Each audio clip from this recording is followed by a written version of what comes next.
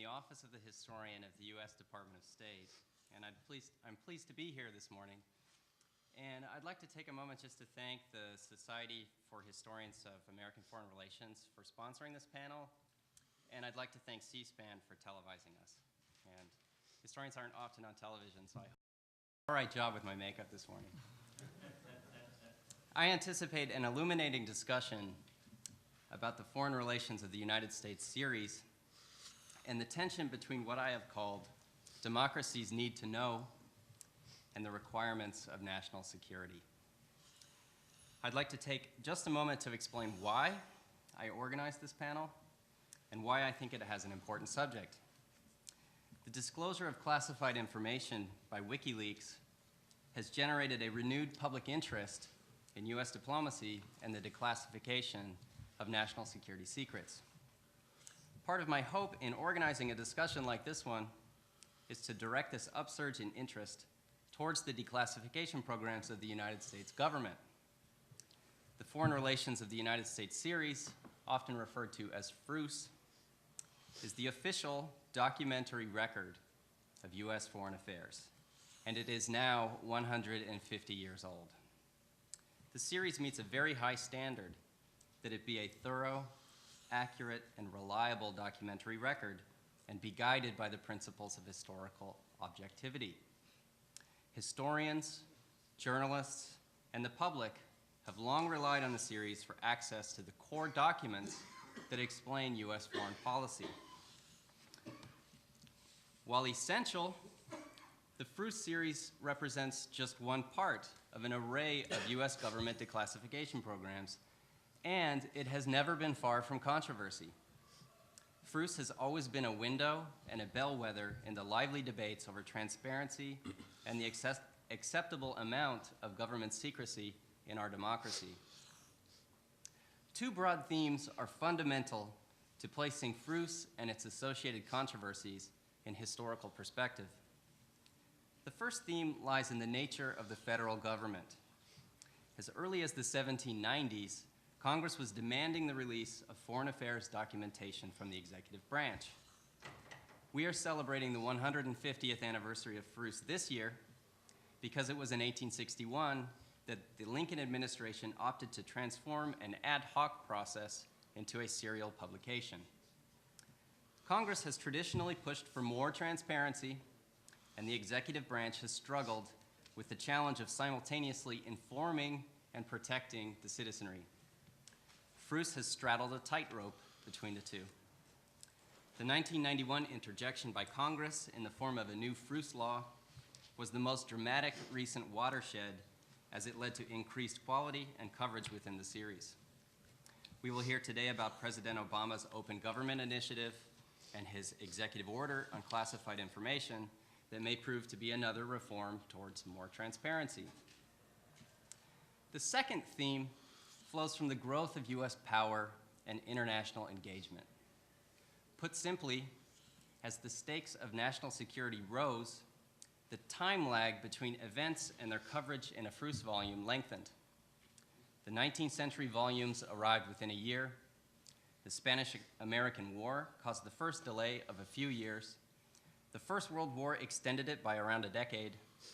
And the Cold War led to our current efforts to meet a 30-year line.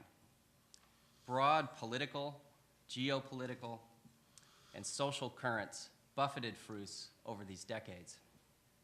As the time lag lengthened, FRUS became more widely used by academics than by government officials, and the volumes developed scholarly trappings. So here we are today, and I know that our panelists have a lot to say, so I will conclude with 4 basic questions that I believe will percolate throughout today's discussion. How much does the public need to know? What should be kept secret? Are secrets political? And finally, do secrets last forever? I propose that each speaker take a moment at the outset to explain how they came to the subject and then share some of their views in advance of an open forum. So we'll begin with John Powers. John? Thank you very much for having me. I appreciate the opportunity to be here.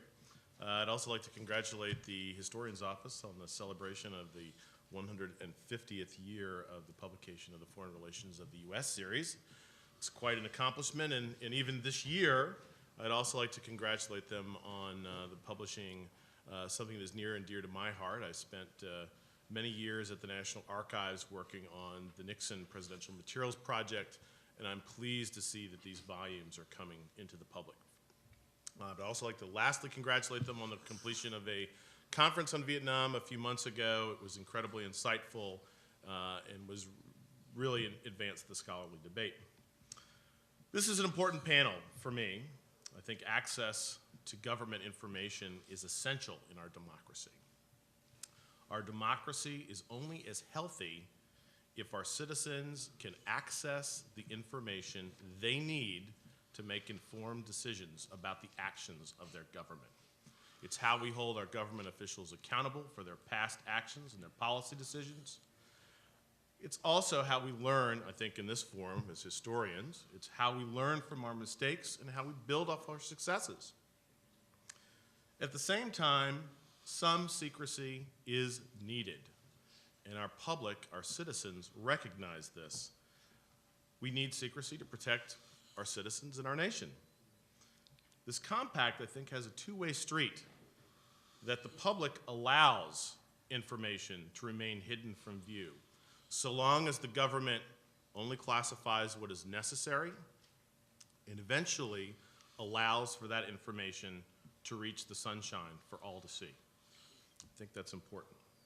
So let me give you a little bit of background about where I work. I work at the Information Security Oversight Office. There are 32 of us in our office. We work at the National Archives and Records Administration. The Archives of the United States is our ultimate boss, but we receive policy guidance from the National Security Advisor and his staff. We have four main responsibilities related to information security. We administer the Controlled Unclassified Information Executive Order and Program.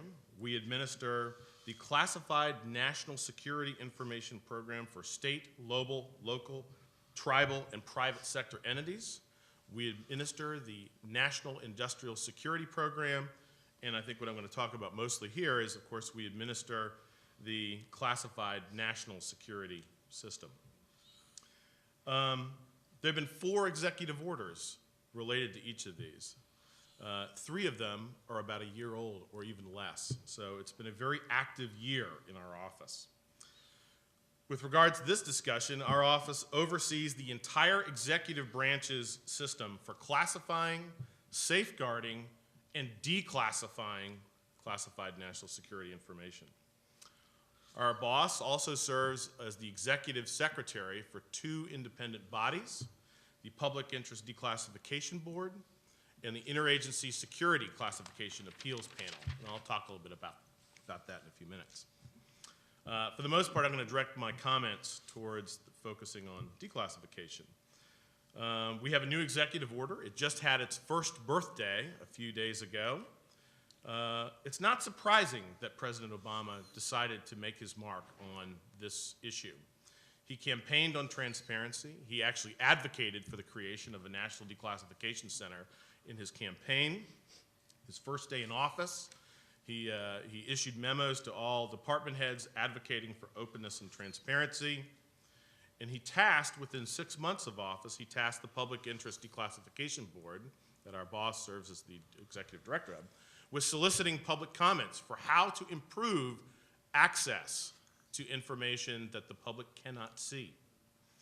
The board took this challenge very seriously. They held a blog. They invited comments over a 3-week period in the middle of 2009. They held a public meeting, over 100 people in attendance. We ended up with about 150 comments on the blog, very insightful. And these the board communicated to the National Security Advisor and the President, and many of the discussion that was in the blog ultimately did come into being in the executive order. And I'm going to talk about some of the important things that are in this executive order. 7 things I'm going to focus on. So first of all, it solidifies the concept created in 1995 by President Clinton that information is automatically declassified when it reaches 25 years of age. It was a revolutionary concept when it was signed in 1995, And it really, in 2003, President Bush, although he amended Clinton's order, he kept this intact.